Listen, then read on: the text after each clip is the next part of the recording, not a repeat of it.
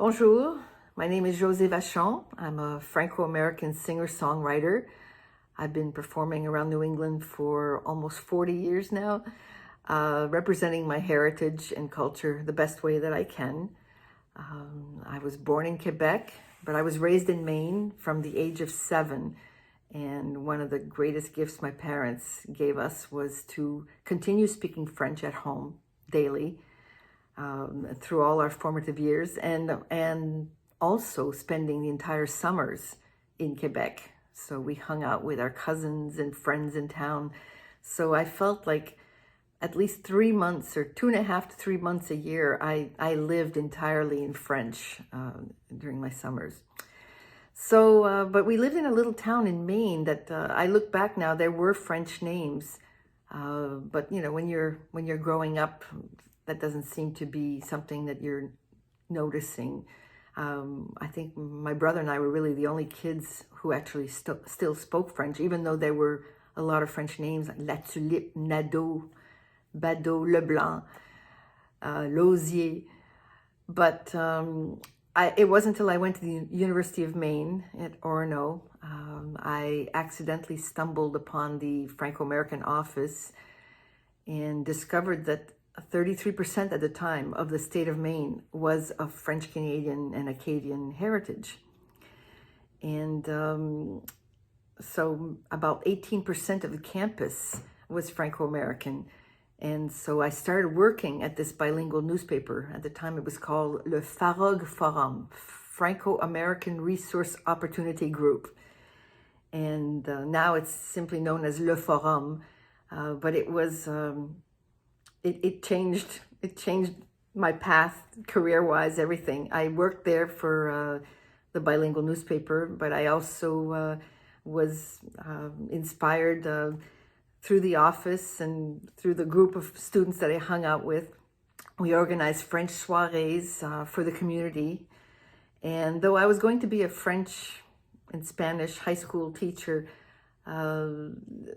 we had events on campus, and when I would share songs, I discovered that I was able to reach a lot of people and really share a lot about my heritage and my culture and the history by doing school assemblies, nevertheless, but also going to all over New England. And actually I've gone to France to talk about who we are too, and many other places. But but the thing is that since 1980, I have met a lot of Franco-Americans with very distinctive experiences. There are a lot of cities and towns that were perfectly fluent. I'm thinking of, Lewiston, Maine, Biddeford, Maine, Woonsocket, Rhode Island, Chicopee, Massachusetts.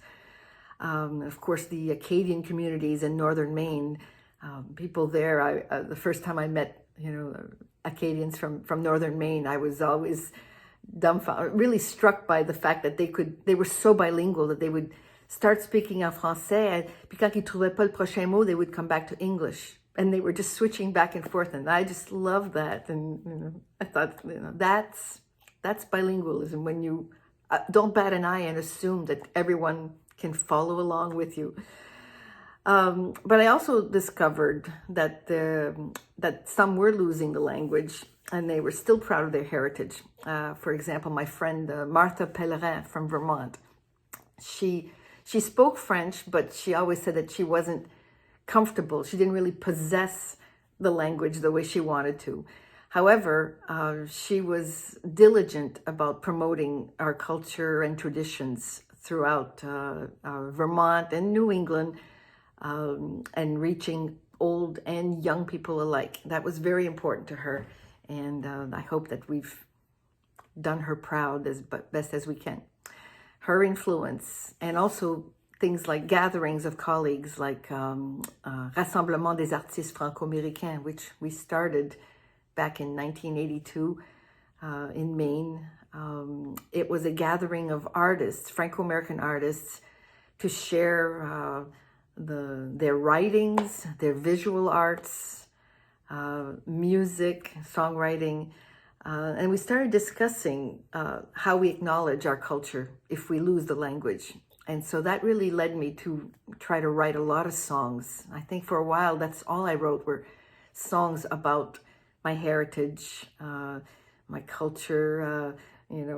My dad was always saying, why don't you write pop songs or love songs? And I was like, nah, I was just adamant about writing what was important to me at the time. So anyway, what I'd like to do is share with you a song I wrote in 1996. I'm performing it here with a group of young people who were part of a choral group in northern Maine called Les Jeunes Chanteurs Acadiens. And the song is called On est toujours là, we're still here, as strong as ever, which I truly was trying to get that message across back in the 90s, but that it was important to acknowledge that, yes, we may have lost the language, but we can express who we are nevertheless through the arts, through theater, through the visual arts, and so on. I actually even I have a friend who's a wonderful fiddler, Franco-American fiddler. Her name is Donna Hébert, and when she played, and I used to say, your fiddle speaks French, and she loved that, because she couldn't speak a word of French because she was a third generation Franco-American, and her grandparents had chosen to assimilate quickly into the culture in New England, to not be, downcast as many were at times. So anyway, in the song, I was trying to express that message, but I also wanted to find something that would encompass some kind of pride, and simply the expression joie de vivre, the joy of life that is part of who we are. I decided that that's something that can never be taken away from us. And so I chose that as the recurring theme in the chorus. So I hope you enjoy.